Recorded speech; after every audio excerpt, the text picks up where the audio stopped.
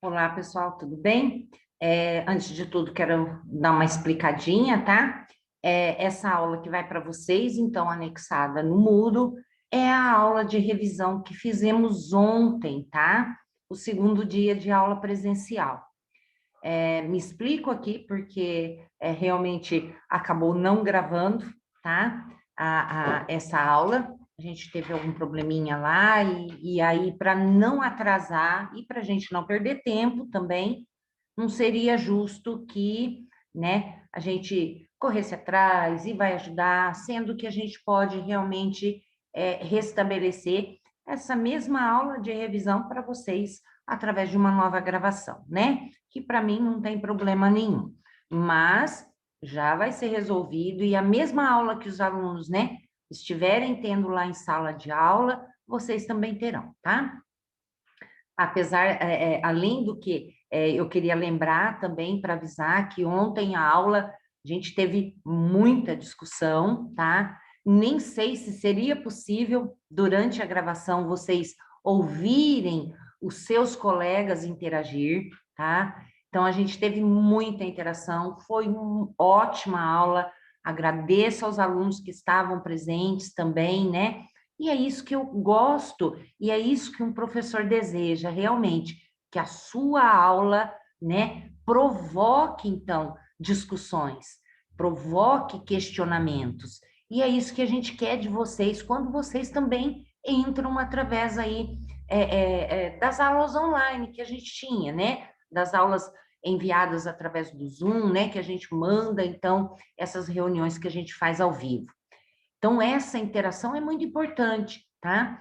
Muitas vezes você fica ali com uma duvidazinha de alguma coisa que é mais relacionada a você. É o assunto, mas é uma coisa que acontece com você, com o seu corpo, e você acaba ficando envergonhado de parar e perguntar, porque não é ali, o vosso sai do útero, vai para lá. Eu não entendi, professora, como é que ocorre isso, né? E de repente você tem uma dúvida, professora, eu tenho um problema de saúde, né? E eu não, então, produzo ovócitos, ou então os meus ovócitos não são férteis, alguma coisa assim. Não tem problema, gente. Qualquer questionamento de vocês pode ser feito em aula remota, né? Mesmo que não tenha, isso vai causar, então, sempre uma interação desse assunto que a gente está conversando com esses questionamentos que vocês têm, tá? Então, fiquem à vontade, eu já falei 1000 vezes aí que vocês podem me interromper um momento que quiserem, então, quando a gente está fazendo essas aulas nesse momento em que elas são, né, ao vivo mesmo, que a gente pode estar interagindo, ok? Agora a gente vai estar em sala de aula, é lógico que quem ficar em casa não vai conseguir interagir, uma vez que essa aula vai depois para vocês, não vai simultaneamente, tá? Mas que isso também não impede que posteriormente vocês mandem os questionamentos de vocês, ok? Então a gente vai continuar, né? Como dia 15 a gente iniciou, 15 e 16, e também na segunda e terça-feira que vem, por recomendação, recebemos então um pedido para que a gente fizesse revisões de conteúdo, tá? Deixo claro aqui também, já avisei aos alunos que estavam presentes ontem na aula, que esses conteúdos que faltam, né? Que era para a gente ter, então, destrinchado eles no dia 15 e no dia 16, eles serão repostos em um outro momento, tá? Apesar de muito importante, é uma pena, esses conteúdos seria o fechamento, ainda mais dessa importância que essa disciplina tem, que é falar sobre o desenvolvimento humano, e que a gente conseguiria realmente fechar esse leque desenvolvendo esse restante conteúdo, né? Mas a gente desenvolve, então, em um segundo momento para vocês, ok? Então, esses conteúdos realmente não serão cobrados também em prova bimestral, tá? Já deixo aí avisado a vocês também, ok? Bom, então vamos lá para a aula de ontem, então, que nós revisamos, então, a embriologia, dentro da embriologia, a fertilização e a primeira semana do desenvolvimento, tá? Eu não vou aumentar aqui a tela não, tá, pessoal? Vou deixar aqui, porque daí vocês me veem aqui e já eu acho que vocês conseguem enxergar bem aqui a tela, tá? Se por acaso ficar muito pequeno, então eu dou o zoom mesmo na tela, ok? Então vamos lá para falar um pouco da fertilização em si e depois logo a primeira semana, como que ela ocorre, então, ok? Vamos lá. Opa, não está indo, tá? Vamos ver, por aqui, então. Bom, a gente já falou que para ocorrer uma fecundação, uma fertilização, é necessário de células gaméticas. Quando a gente fala de fecundação, fertilização, a gente está falando de processo reprodutivo, né? E para isso é necessário que existam os gametas, gametas femininos e gametas masculinos, então. E aqui, então, exemplificado os gametas masculinos, os espermatozoides, e é lógico, o ovócito, então, que é aquele ovócito secundário que, após passar por ovogênese, né, ele, então, sofre, então, uma maturação, né, e depois ele sai, então, do ovário da mulher. Então, está um ovócito, lembrando também, né, de todo esse processo de maturação das ovogônias, a gente tem, quando a gente nasce, né, o ovócito parado lá na metáfase da meiose 1, né? Então, a gente já nasce dessa forma com esses ovócitos. Quando a gente chega na puberdade, então, aí, no advento daquela primeira menstruação, é que novamente, então, aquele ovócito parado em meiose 1, em metáfase 1 da meiose 1, ele, então, continua e termina a meiose 1 e começa a meiose 2. Ele inicia a meiose 2, só que ele para também. Para onde? Para na meiose para na metáfase da meiose 2. É nessa condição que esse ovócito, né, ou folículo secundário, sai do ovário da mulher. Sai do ovário da mulher e ele é, então, capturado pelas fímbrias da tuba uterina e é, então, levado para dentro do tubo dessa trompa, então, tá? Bom, o que é que esse ovócito está esperando? Está esperando uma célula, então, né, espermática, para que ele seja fecundado, né? Para que ele seja fertilizado, então. Então, é esse processo que nós iniciamos, com o ovócito já iniciando a sua caminhada na tuba uterina, e também vamos pensar, né, numa relação sexual, né, numa relação em que o homem ejaculou os espermatozoides dentro do trato reprodutivo da mulher, né, dentro dos órgãos sexuais da mulher, e esses espermatozoides vão para o encontro desse ovócito. Esses espermatozoides, então, é lógico, conversamos também que eles já sofrem, né, maturação dentro do corpo do homem, modificações também, né, para que a gente, olha lá, para que a gente, durante esse transporte de gameta que ele acontece dentro do corpo do homem, né, que é o transporte tanto de espermatozoides dentro do corpo do homem, como o transporte de gametas também ocorre dentro do corpo da mulher, que é o transporte do ovócito.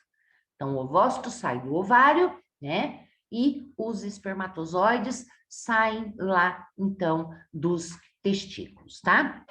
Então, esse espermatozoide vem, ele sofre, então, lá no epidídimo, né? uma maturação já, preparando ele para que ele possa sair do corpo do homem, né? A gente sabe que ele tem uma preparação lá no epidídimo para que ele tenha bastante mobilidade, né? Então, é uma célula já completa para sair do corpo do homem.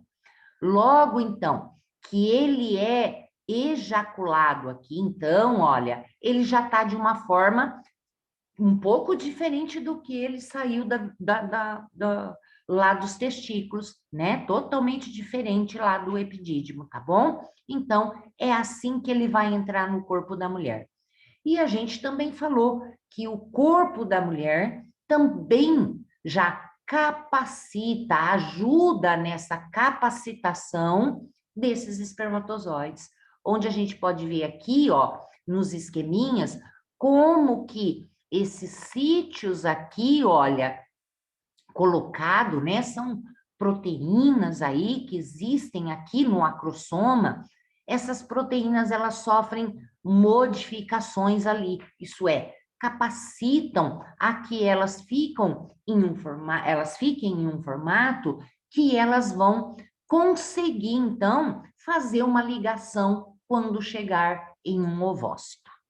Então, vamos lá? Então, vimos que é necessário que ocorra o transporte, então, tanto dos gametas masculinos quanto dos femininos, né? Para que eles possam se encontrar. E também é necessária, então, essa maturação dos espermatozoides, de espermatogônia a espermátide, então, até chegar, e depois essa espermátide lá no epidídimo sofre, então, essa maturação, e depois no ejaculado, mais ainda essa maturação, e até que, então, dentro do corpo da mulher, ele também sofra mais uma capacitação, então, para que ele possa, então, realizar essa reação acrossômica, né? Que otimizar, então, esses sítios de ligação que ele tem para que ele possa penetrar no ovócito. Vamos para o seguinte. Aqui a gente vai ter a interação, então, entre o espermatozoide, ou os, né? A gente vai ter vários espermatozoides com o ovócito, então, tá? Então, aqui temos essa representação que vai acontecer realmente essa reação acrossômica, que nada mais é esse acrossoma, né? A cabeça do espermatozoide, criando uma reação, tá? Para que ele possa penetrar, atravessar, então, a corona radiata, e também a zona pelúcida, para chegar, então, na célula, né? E depois acabar, então, se fundindo com o núcleo feminino. Bom, A e B aqui, então, está mostrando esses espermatozoides, né? Se ligando aí a essa primeira camada que a gente vê maior aqui, que nada mais é que a zona pelúcida, então, tá? E é aqui que vai sofrer essa primeira reação de zona. Então, essa reação de zona, ela é estabelecida através do acrossoma, então, do espermatozoide, tá? Que, devido aí a algumas enzimas que ele tem, ele vai digerir essa camada, tá? Como mostra aqui, olha, mostra aqui o acrossoma e a gente pode ver uns pontos aqui, né? Umas esferazinhas, como se fossem umas bolotinhas, e aqui a gente está vendo que existe aqui grânulos aqui, olha, como se fossem uns pontinhos, e essas se abrindo aqui. Isso aqui, então, é que vai causar essa reação, essa reação acrossômica, para que ele abra espaço nessa zona toda aqui que recobre o ovócito. Na C e a D vai mostrar também, olha, assim que ele atravessa essa primeira camada da corona radiata, então o que que acontece?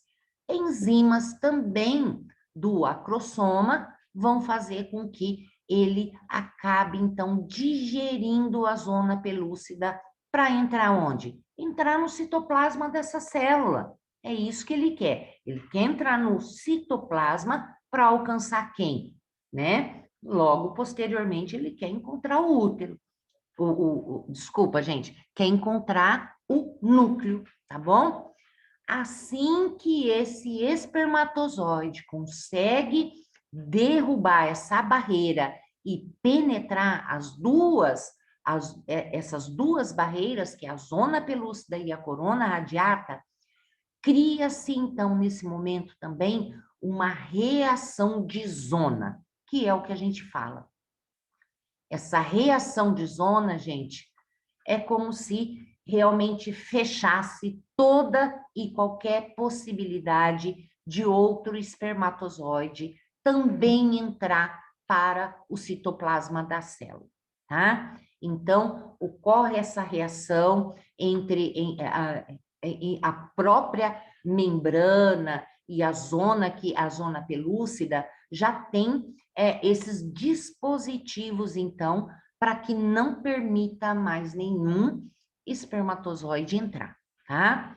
Por quê? Porque o intuito aqui é fazer com que a gente tenha a união de somente duas células gaméticas. A gente sabe que eu tenho que ter, o número cromossômico da espécie humana é 46 cromossomos, né? Das células da maioria do nosso corpo. Mas que as nossas células reprodutivas são 2N, isso é, a metade do número cromossômico da espécie. Então, temos 23 cromossomos.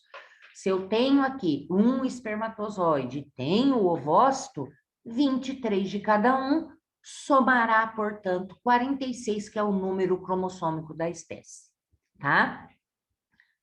Bom, então, vamos aqui para o seguinte, que eu acabo de explicar isso, tá? Aqui também é a mesma figura, mostrando, então, esse momento da fecundação. Esse ovócito está lá na tuba uterina, justamente ali na ampola da tuba uterina, tá? Que é um local específico onde ocorre a fertilização, a fecundação, tá? E é nesse momento, então, que tem o encontro do espermatozoide com o ovócito.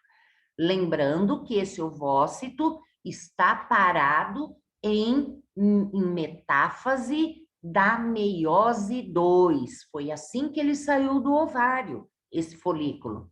Então, está na metáfase da meiose 2. Temos toda essa reação acontecendo, digerindo, e esse espermatozoide entra. Quando ele entra, olha, ele perde essa camada, essa membrana, tá? Entra também com a cauda, só que essa cauda também se desliga do acrossoma, tá? Esse é como se fosse o núcleo, portanto, é aqui que eu também tenho o núcleo da célula gamética masculina. Isso aqui não tem importância, isso aqui não precisa mais. Essa cauda era utilizada para movimentação, né? Para que esse espermatozoide se locomovesse e chegasse até o espermatozoide, até o ovócito. E isso não é mais necessário, ele já até penetrou, não precisa mais de mobilidade. Assim que esse espermatozoide rompe essas duas barreiras e alcança o citoplasma do ovócito, o ovócito passa pela meiose 2 completa, termina a meiose 2 completa, tá? Outra coisa, o que acontece assim que esse espermatozoide atravessa? Ocorre a reação de zona, tá? Reação de zona é nessa posição aqui, olha, nessa membrana, né? Junto com a corona radiata aqui e a zona pelúcida, que vai fazer com que outros espermatozoides não entrem mais, tá? Pode ocorrer? Até pode ocorrer de outro espermatozoide entrar. Só que o que acontece? A gente não acabou de falar que o número de células gaméticas é 23 e 23, tanto feminina quanto masculina, e na junção a gente vai ter o número da espécie, que é 46. Imagina vir mais 23, mais 23, e daí, gente? Como que vai fazer a divisão depois, né? A soma vai ultrapassar 60. Como que a gente vai ter essa divisão? É totalmente inviável, então, esse ovócito daqui por diante, caso ocorra essa polispermia que a gente fala, tá? Quando, então, existe a entrada de mais de um espermatozoide, tá? Uma coisa que ontem também eu falei para o pessoal da sala, aí uma das colegas de vocês me questionou, professora, mas como que ocorre os gêmeos? Os gêmeos justamente estavam na aula da quinta e dessa sexta-feira que a gente ia dar esse conteúdo.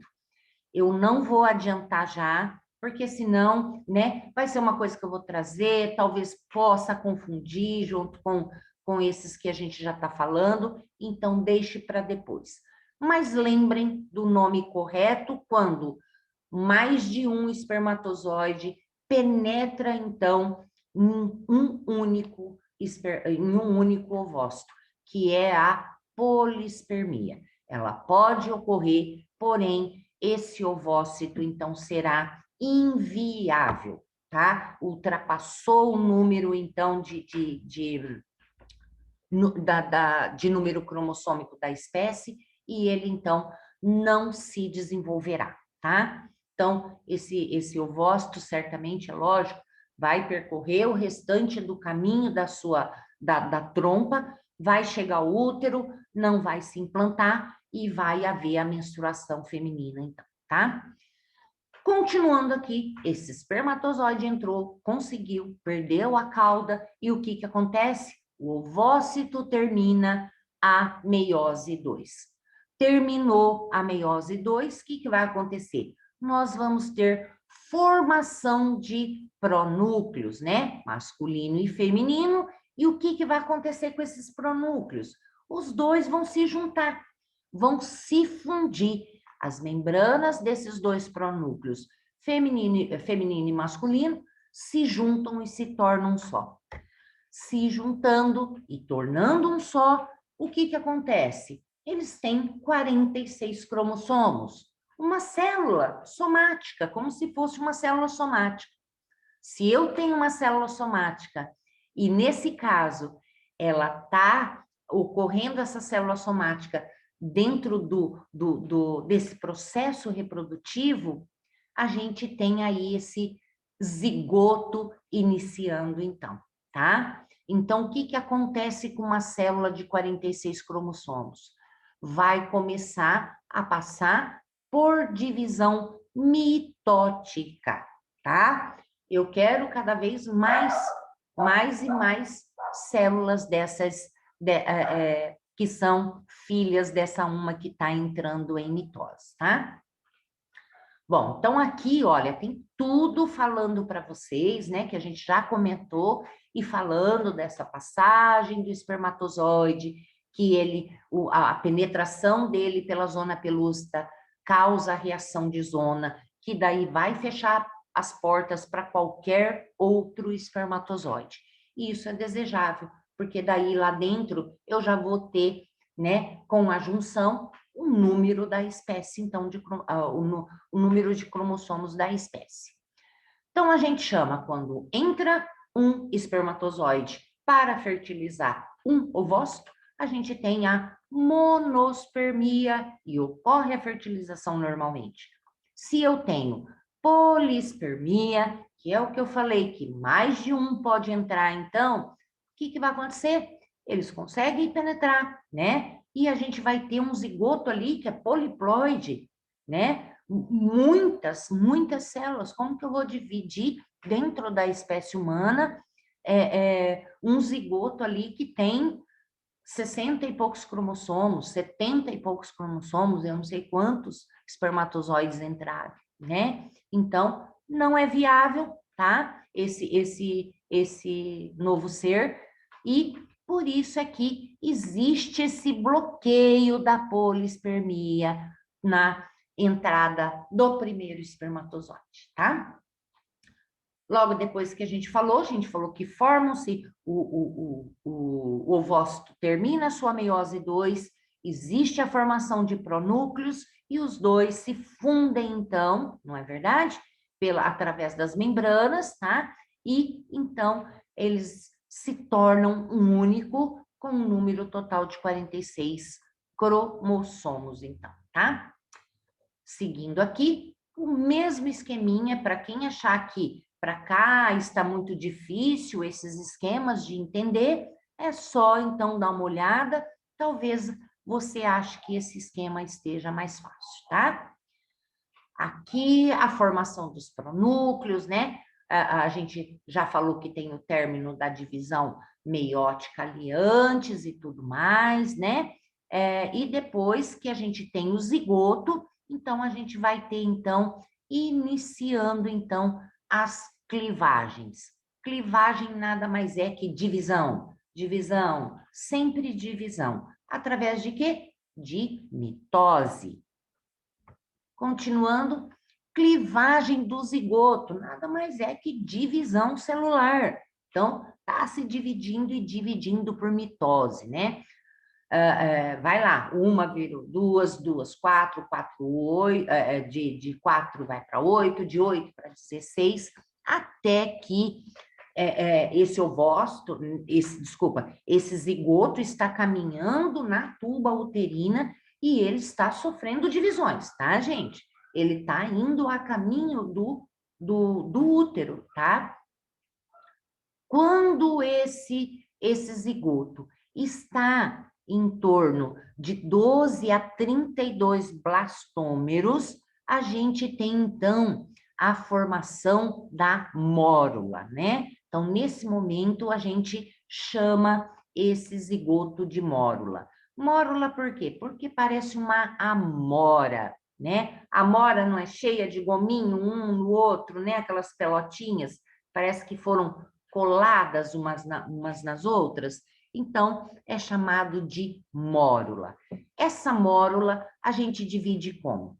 Em células internas, que a gente vai ter, né, uma massa celular ali interna e que são envolvidas por uma camada de células achatadas que é externa. Aqui, ó, a camada mais externa vai ficando achatada, como se fosse um revestimento, tá? Então, esse revestimento, essas camadas de células aqui achatadas, nada mais é que, então, o trofoblasto, tá? Vamos continuando.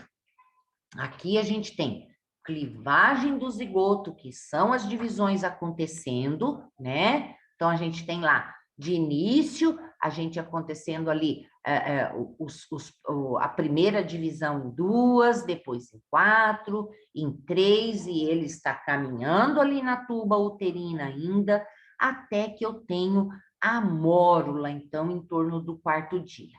Em torno do 4º dia está chegando próximo ao útero, tá, gente? Aí, o que acontece? Lá no 5º dia, bem próximo já mesmo do útero, o que vai acontecendo? Vai acontecendo que vai acabar formando dentro dessa mórula, né? Que ela é toda condensada de células, né? É um aglomerado de células. Ele vai fazendo com que entre fluidos aqui dentro, tá, gente? Olha lá, a mórula alcança o útero, cerca de 4 dias após a fecundação, e o fluido da cavidade uterina passa através da zona pelúcida, porque a gente tem ainda uma zonazinha pelúcida por cima do trofoblasto, tá?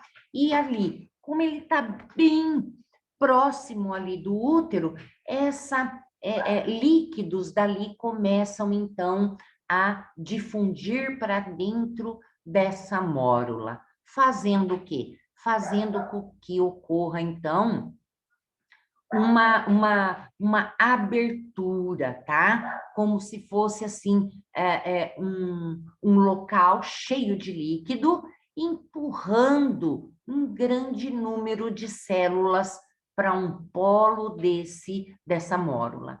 Então, aqui, olha, a gente tem uma massa celular mais aglomerada e depois ainda continuamos a ter por fora essa outra massa celular mais achatada, que é o trofoblasto, tá? E aqui dentro, essa cavidade cheia de líquido, tá? Aqui, então, essa camada, então, que tá mais condensada, que foi, né, exprimida pelo líquido aí para cima aí, é o embrioblasto, e essas células aqui que fazem esse resto dessa cavidade, então, é o trofoblasto. E aqui dentro nada mais é que a cavidade do blastocisto, uma vez que essa estrutura já não é mais chamada de mórula, e sim blastocisto, tá? Então, vamos lá. Aqui, ó, trofoblasto, ele vai nutrir, né? Primariamente, ele vai dar suporte para nutrição para esse embrioblasto aqui, tá? Para esse aglomerado de células, tá?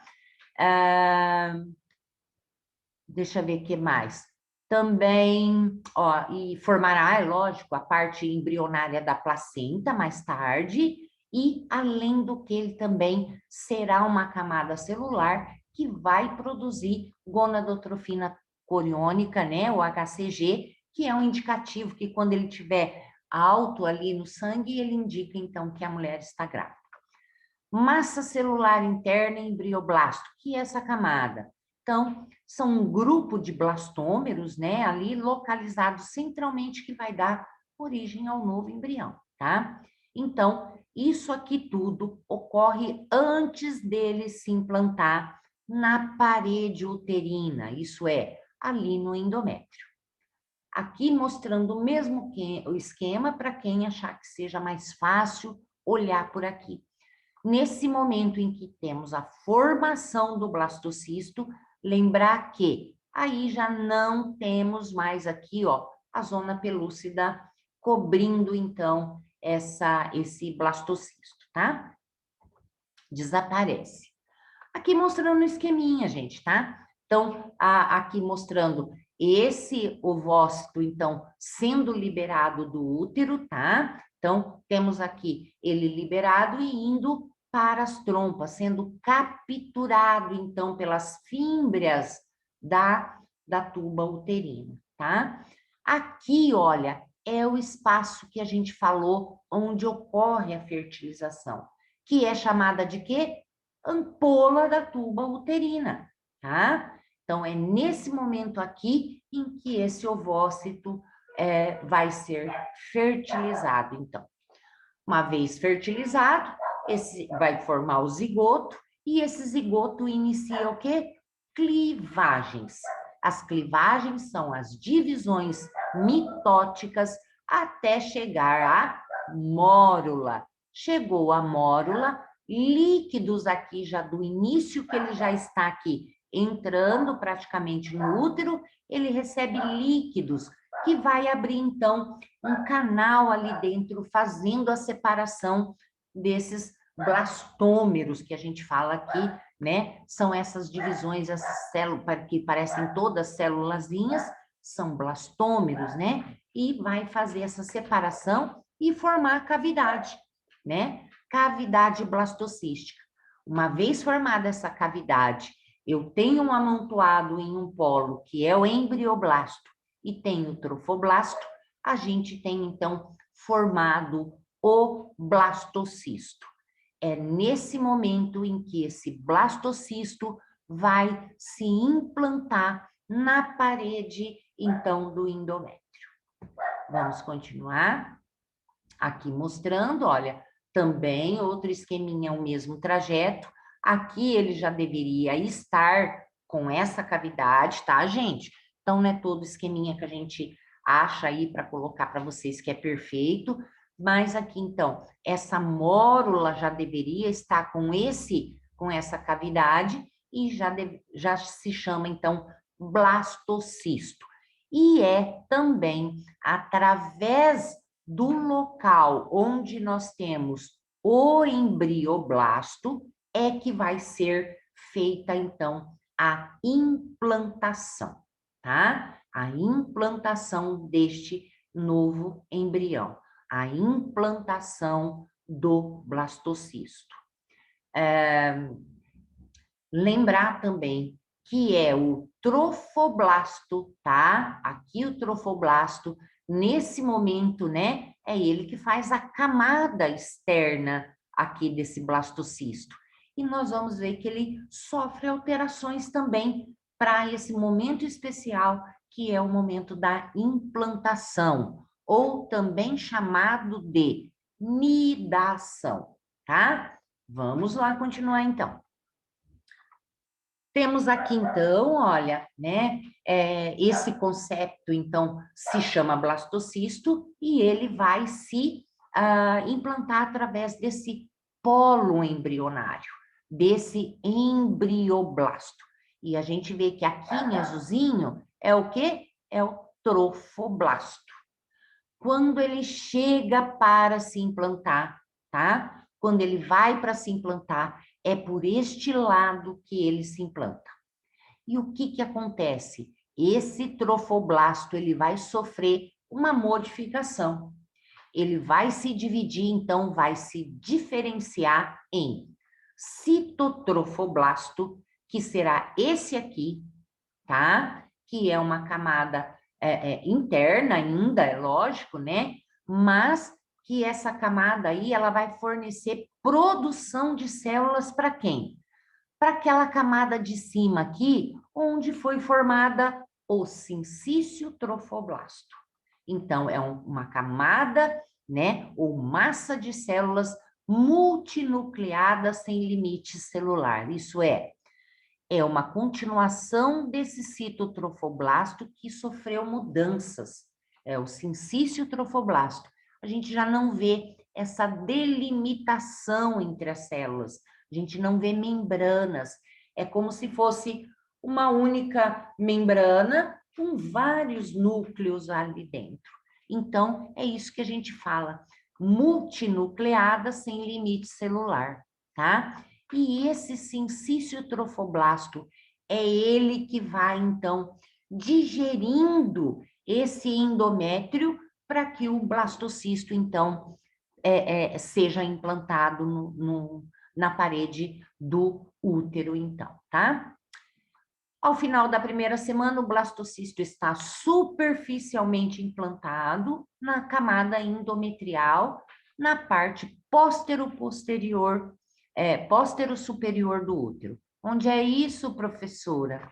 Aqui assim, lá atrás, tá? Então, normalmente lá atrás, não é do lado, não é desse outro lado e nem atrás aqui mais próximo. Ele veio desse lado, ele vai implantar-se mais desse lado ao fundo. Se ele veio da outra tuba, também mais próximo a esse lado e mais ao fundo.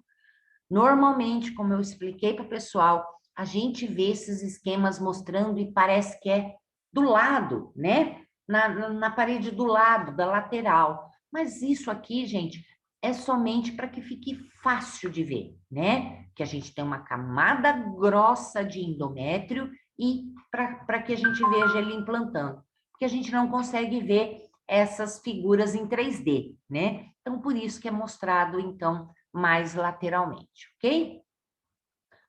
Bom, o que acontece? Temos o citotrofoblasto e temos o sincício trofoblasto também, tá? Então, nós vamos indo aí, ele está se implantando, né, nessa primeira semana, ainda não terminou, e esse sincício trofoblasto, ele tem, então, uma funcionalidade que é de quê? Sempre estar avançando para dentro da camada do endométrio.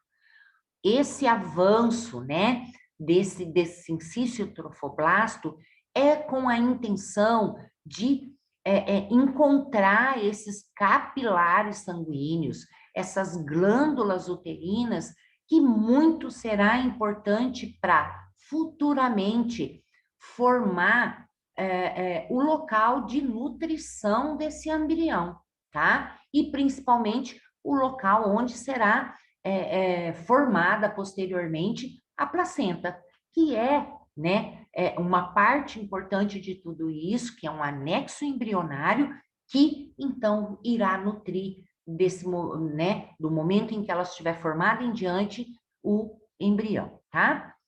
Bom, o citotrofoblasto, que é essa outra camada mais delgada, ele tem essa função de quê, gente? De produzir cada vez mais células para o sincício trofoblasto cada vez mais avançar para dentro da parede do endométrio, tá? Então, é uma camada de células, né, interna aqui, de células ativamente mitóticas, né? Então, cada vez mais se reproduzindo, né, se duplicando aí para migrar para o sincício trofoblasto, tá? Aqui a gente já falou que elas são multinucleadas, sem limite celular, né? E que cada vez avança mais para dentro do endométrio. O sincício invade e adere, né, a partir do polo embrionário, que a gente já falou, liberando enzimas, é isso que ajuda a fazer com que ele cada vez penetre mais, tá? Sincício trofoblasto produz HCG também bastante, que é a gonadotrofina coriônica, e vai manter o quê? Essa atividade hormonal necessária daquele corpo lúteo, então, que saiu do envolto do folículo durante a maturação daquele folículo primário e depois do folículo secundário. Então, esse HCG aqui produzido pelo sincício trofoblasto faz com que lá os sinais químicos cheguem lá aquele corpúsculo polar, ao corpo lúteo, falando, ó, vai se mantendo e também liberando hormônios aí que eu ainda não terminei o meu trabalho, né? Então, até que mais estruturas estejam preparadas ali, né, no blastocisto. Aí, sim, né, dura em torno de até 2 meses o corpo lúteo no momento da gestação, tá, gente? Se houver fertilização. Caso não houver fertilização, esse corpo lúteo aqui e a mulher menstruou, ele coisa de 10 dias ali, poucos dias, ele então já não mais tem funcionalidade, tá? Sincício trofoblasto, olha, gente, aqui, ó, corpo lúteo, né? Mantém atividade hormonal, tá, da gravidez. Sincício trofoblasto produz hormônios, o HCG, e penetra no sangue da mãe, né? Ali através de onde? Como que ele penetra? Aqui, ó. Deixa eu ver aqui. A gente tem ele avançando e indo em direção a esses canais aqui, né? Que são vasos sanguíneos. Então, quando ele chega ali próximo desses vasos sanguíneos, né? E realmente está em contato, aí ele começa a liberar hormônio. E é lógico, se são vasos sanguíneos, esses vasos sanguíneos vão fazer toda a circulação. E é aí que nós temos, então, esses hormônios aí correndo na corrente sanguínea, tá? O HCG mantém a atividade endócrina no corpo lúteo durante a gravidez e constitui a base de teste. Então, a gente vai ter esse hormônio circulante no nosso sangue e vai atestar, portanto, dependendo da sua concentração, a gravidez, então, tá? 7º dia, olha lá. Então, o último dia da primeira semana, nós temos esse embrião ali quase que implantado, né? Não totalmente implantado ainda, mas o que acontece? a gente vai começar a ver algumas modificações já ocorrendo antes da sua total implantação, que é nada mais, nada menos que o aparecimento do epiblasto, aquele embrioblasto, vai se modificar em camadas diferentes, que é o embrioblasto e o epiblasto, tá? Então, lembrar aqui que nesse final da primeira semana, nós temos, então, o blastocisto quase que totalmente implantado, nós temos aqui no endométrio, né? E nós temos a formação de quem? Nós temos a formação, então, do epiblasto e do epiblasto também, ok? Vamos ver o que mais aparece hipoblasto aparece na superfície da massa celular interna voltada para a cavidade blastocística. A gente falou que aqui era aquela cavidade, né, do blastocisto, e se nós temos o hipoblasto na superfície, né, ele produzido para, né, em frente a essa cavidade, então esse amarelinho é o hipoblasto. Vamos ver o que mais aqui. Aqui. Aqui, continuando mostrar também, né, são esqueminhas mostrando cada vez mais essa implantação, tá? E já mostrando também aqui, olha, se vocês verem o embrioblasto aqui, não tem o epiblasto aqui, né, que a gente não tá vendo, mas que logo depois, olha aqui como já começa a aparecer uma fileirinha de células aqui, olha, que é o hipoblasto, então, uma camada abaixo dessa daqui, que é o hipoblasto. Nossa, eu tô com epi, né? Não tem jeito. E depois, gente, logo depois a gente vai ver, né, na revisão das outras, né? Não sei se vai ser possível, acho que não vai dar, porque quinta-feira já começam as provas bimestrais. Mas depois disso aqui, o que vai acontecer? Se eu tenho o hipoblasto, depois nós vamos ter, então, essa outra camada celular do embrioblasto formando o epiblasto, que é o que a gente vê na figura anterior, aqui, olha, tá? Então, nós vamos ter os dois sendo formados. É por isso que na segunda semana a gente fala que a gente tem, então, a formação do folheto bilaminar, né? Que é a endoderme e a ectoderme. E depois nós vamos ter formação dos 3 folhetos embrionários lá, que é ectoderme, endoderme e a mesoderme também, ok? Bom, acabou por hoje, pessoal. A gente fica por aqui. Qualquer dúvida, é só passar um recadinho para mim, tá? Um abraço a todos.